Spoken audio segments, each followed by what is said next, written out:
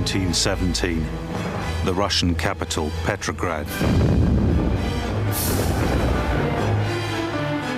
A small group of soldiers, sailors, and factory workers storm the Winter Palace.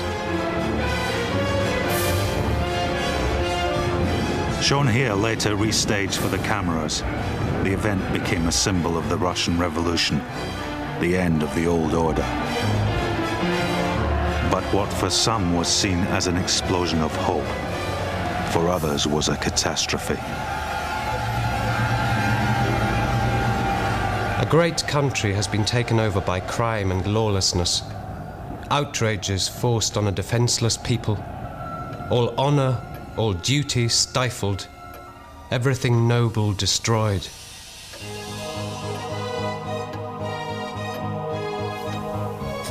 Prince Felix Yusupov was one of those many aristocrats forced to flee Russia after the revolution. To the Bolsheviks who'd taken over, these people were the enemy. Rich landowners who'd lived, they thought, for too long off the fat of peasants and workers. Those that failed to escape were killed in their thousands. Amongst them, the Tsar, Emperor of Russia, and his family, shot in a cellar in Ekaterinburg in August 1918. Later, in exile in Paris, Yusupov wrote his version of the events that led to the Tsar's fall. This program reconstructs that account.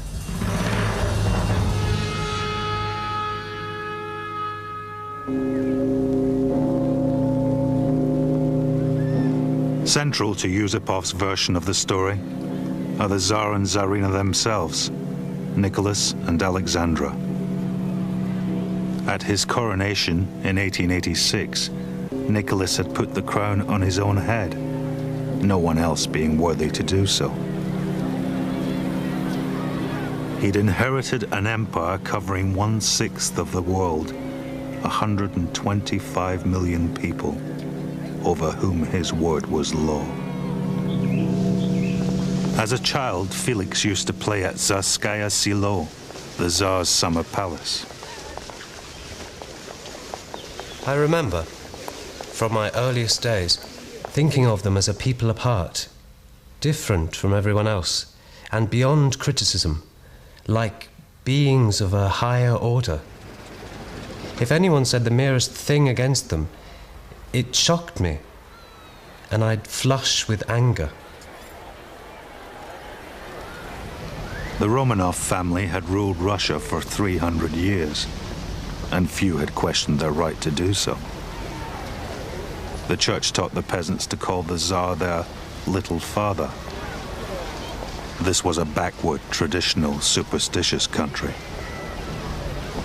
But the trouble with autocracy, the absolute rule of one man, is that it puts great pressure on that one man to deliver.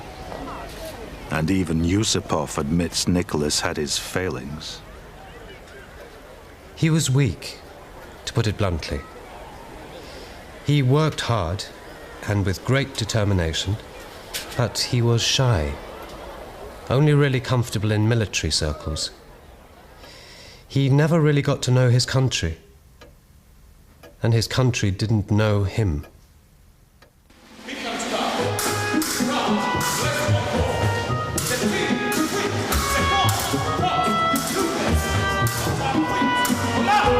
In 1916, 1 year before the revolution, Yusupov was training as an officer cadet in the Tsarist army. A prince of Imperial Russia, his family was amongst the richest of the ruling elite. Their palace in Petrograd, the Moika, was just one of 35 palaces they owned across the empire. Felix himself was something of an eccentric, a poseur. All his life he'd loved dressing up in outrageous costumes. But by 1916, married to the Tsar's niece Irina, he'd vowed to put his riotous youth behind him. Because to him it seemed already obvious some catastrophe was hanging over Russia. The bond between ruler and ruled slipping away.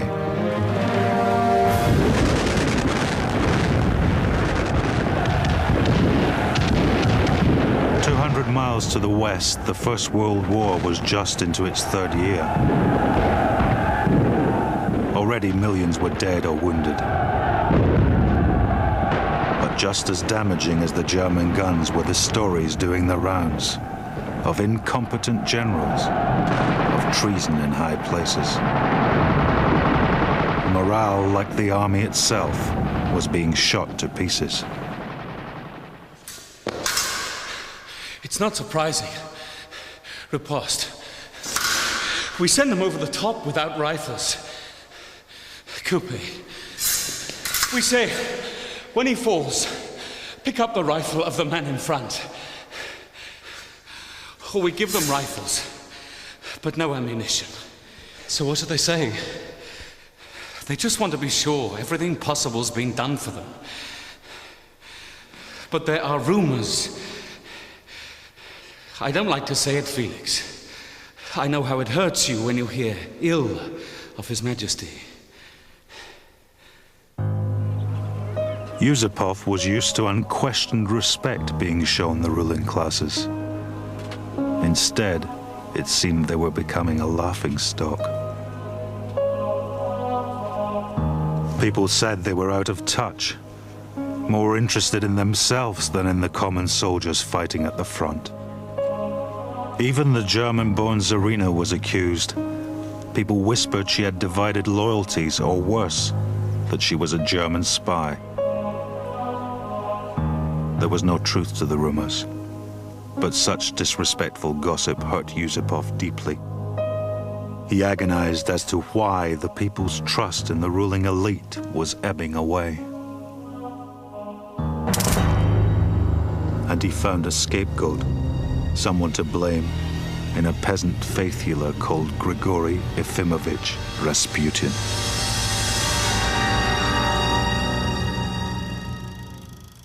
So who was this Rasputin? He's been immortalized since in countless B-movies as a power-hungry wizard who controlled the Tsarina with some magic or sexual spell. As history, it's mostly nonsense. But Yusupov came to believe it was Rasputin, no one else, who brought down the old order. It makes his story at least worth closer examination. This peasant, this moujik, in his greasy boots, entering the palace, traipsing about on the imperial marble. With those greasy boots, he trampled on the people's ancient faith in the purity and justice of the Tsar. The private tragedy of the Romanov family was the sickness of their only son, Alexis, with the disease of the blood. Doctors feared he'd never live to inherit the throne. Partly in desperation, partly because she too was superstitious, Alexandra had turned to Rasputin to help the boy.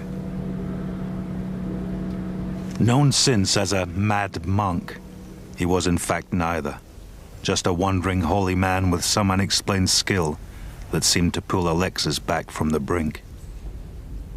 He'd become a frequent visitor to the royal nursery.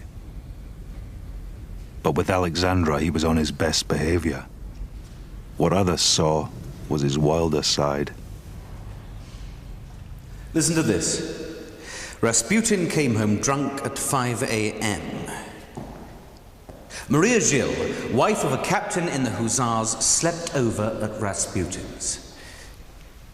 During the visit of the Pitolkor family, Rasputin took a prostitute on his knee and whispered in her ear. Where did you get them? The policeman on guard at his flat kept notes. He sold them on the black market. This man sidled up to me outside. He said these would tickle my palate. He said there are photographs too. Orgies. Aristocratic ladies involved. He was turning them into a laughingstock, the Tsar and Tsarina. That they should let such an immoral man twist them round his finger. The Tsar was at the front. She'd sent him these messages full of Rasputin's orders. People began to say, he rules Russia through her. There'd been some business of a letter she'd written talking of her love for him, for Rasputin. Quite innocent. But the letter was stolen.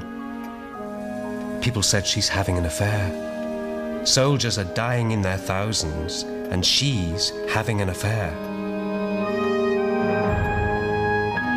Rasputin's importance lies not in what he did, but in what people said he did. The affair with Alexandra was lies. Equally, it's debatable how great his influence really was. But ordinary Russians heard how he could make and unmake ministers. It seemed to explain the recent muddle. 5 interior ministers in just 10 months. 3 different ministers for war. People said, is this stupidity or is this treason? Yusupov resolved to stop the rot. He went to bribe or frighten Rasputin to leave the court, but it was no use. He didn't need money. He gave away most of what he had, and he seemed immune to any threat. I'd arranged my meeting through an old friend, Marie Golovine, one of those ladies of the court now obsessed with this fake. I said to her, if you love him, you must urge him to leave. He is in danger. He is in danger. She said, he has no reason to fear. Someone will kill him, sooner or later. No, God would not allow it. Go into the other room. I want to talk to him alone. As for Rasputin, he was even more sure of himself than she was. Puffed up with this intolerable arrogance. Sit.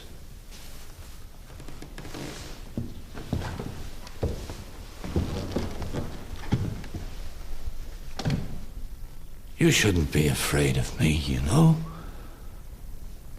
When you come to know me better, you'll see what kind of man I am. I can do anything. And if the Tsarina obeys me, well, surely you can. I'll be seeing her soon. I'll tell her you've been to see me. It'll please her. Maybe make you a minister. Would that amuse you? You think you can? Make me a minister? Oh, it's a simple thing. The Empress is very wise. With her, I can do anything. As for him, Nicky, well, he's a child of God. He ought just to play with the children or potter in the vegetable garden, not rule the country. That's a little difficult. And so we help him, with God's blessing. I can tell you, it almost made me physically sick to hear how this peasant horse thief spoke of the Emperor of Russia. To think this man stood so close to the throne at a time of such need. It seemed to me I had no option but to take extreme measures, to deliver Russia from this evil man.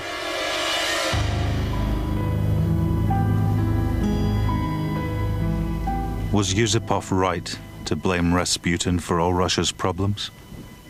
Or had he ignored more deep-rooted issues pulling Russia apart?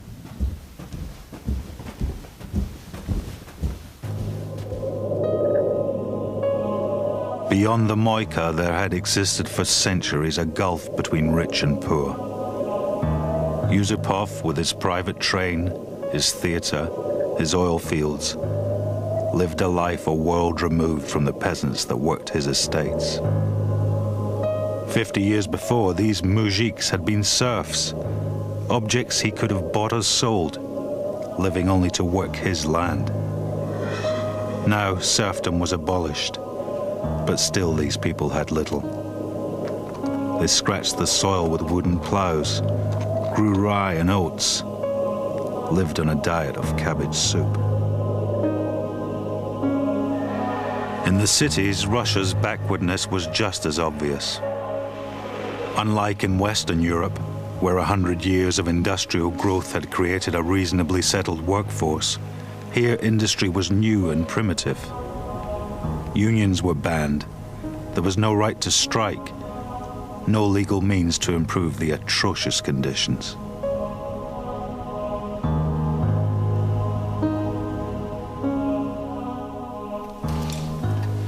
As a young man, Yusupov had visited the slums of the imperial capital. There, he wrote, "All around us the dregs of humanity lay half-naked, drunk and filthy. They quarrelled, swore, vomited. The smell was beyond description.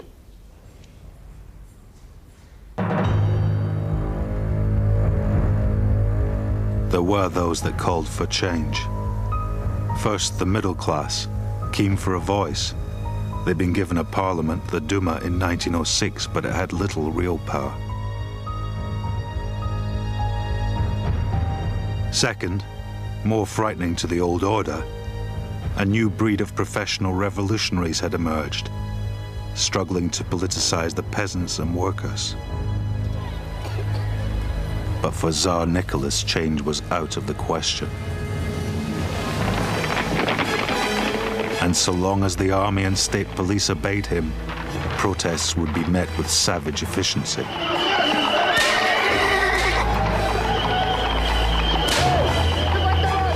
His opponents, if caught, faced death or hard labor.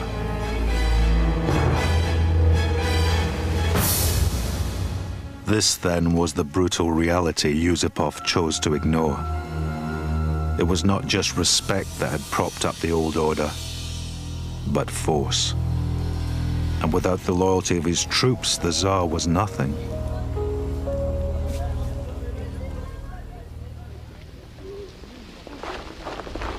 Three years of war with Germany had tested that loyalty to the limits.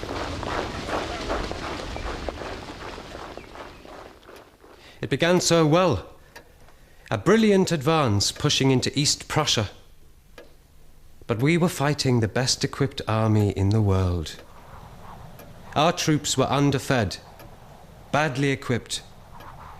Whole regiments were taken prisoner without even having had a chance to resist. And no amount of heroism, it seemed, could make up for the incompetence of those in command. In the trenches, revolutionary ideas had caught on fast. The professional army had been all but wiped out in the war's first year. Those that had replaced them were mostly peasants, forced to enlist. They listened with interest when Bolshevik soldiers spoke not just of peace, but of the just society that could follow a revolution. Land and bread for all.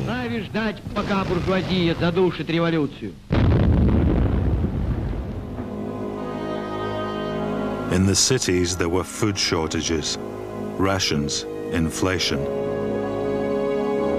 Police reports spoke of growing discontent.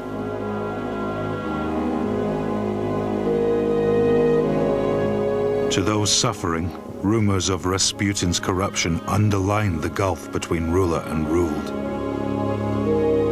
But Rasputin was a symptom, not a cause.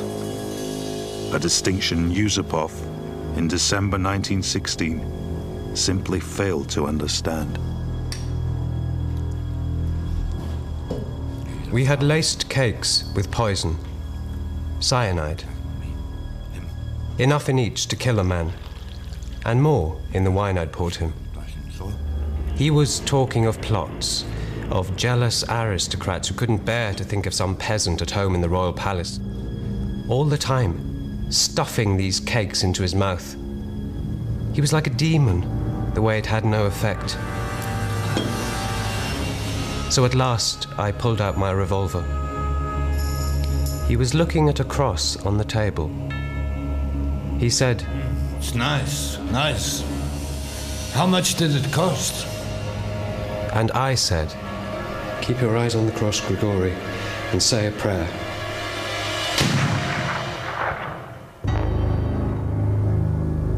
Yusupov had lanced the boil, but the diseased body of Tsarist Russia remained.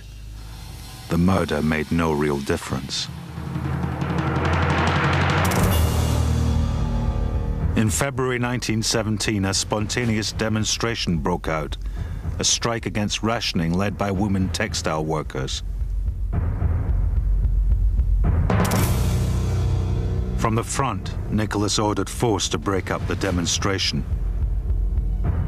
But this time the soldiers refused to open fire. All at once, the fragile nature of autocracy lay exposed. The Tsar found himself with neither the support nor the means to impress his will. In a train carriage halfway back to Petrograd, he signed his abdication. We have decided to renounce the throne of Russia, to unburden ourselves of the supreme power.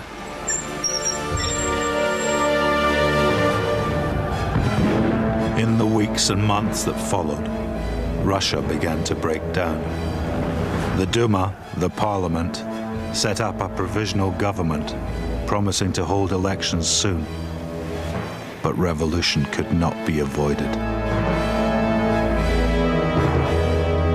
Workers' soviets or councils urged soldiers and workers to take power and property from factory owners and landlords. Across Russia, the rich found their estates pillaged.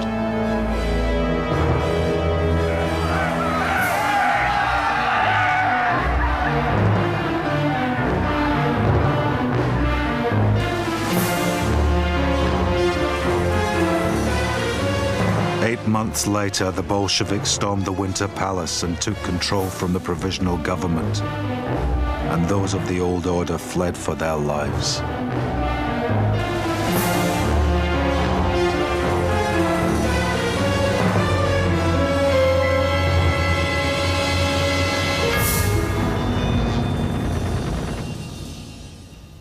For my part, the Bolsheviks came for me. But when they heard I was the man that killed Rasputin, they slapped me on the back. They called me friend, played the balalaika, danced. Here in Paris, there are those that still won't talk to me. Rasputin's murder was the first shot of the revolution, they say. Better 1,000 Rasputins than the Bolsheviks. It's nonsense. I know it's nonsense, but the thought haunts me nonetheless.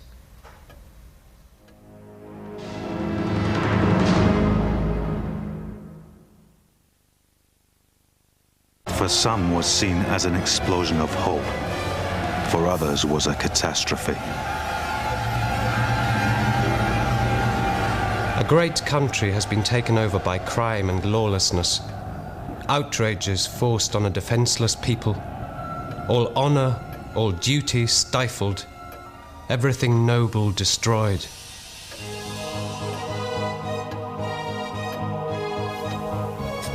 Prince Felix Yusupov was one of those many aristocrats forced to flee Russia after the revolution. To the Bolsheviks who'd taken over, these people were the enemy. Rich landowners who'd lived, they thought, for too long off the fat of peasants and workers. Those that failed to escape were killed in their thousands. Amongst them, the Tsar, Emperor of Russia, and his family, shot in a cellar in Ekaterinburg in August 1918. Later, in exile in Paris, Yusupov wrote his version of the events that led to the Tsar's fall. This program reconstructs that account.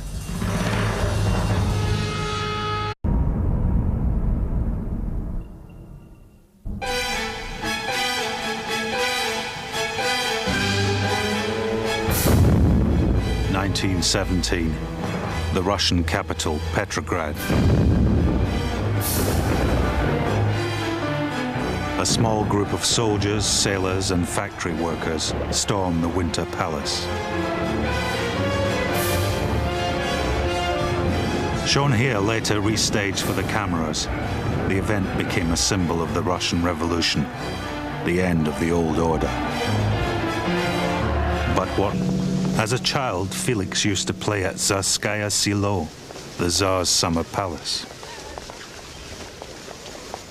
I remember, from my earliest days, thinking of them as a people apart, different from everyone else, and beyond criticism, like beings of a higher order. If anyone said the merest thing against them, it shocked me, and I'd flush with anger. The Romanov family had ruled Russia for 300 years, and few had questioned their right to do so.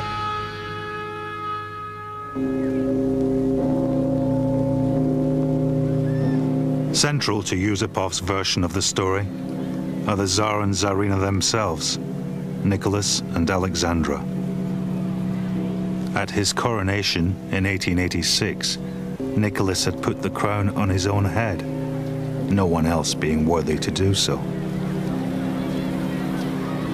He'd inherited an empire covering 1/6 of the world, 125 million people, over whom his word was law.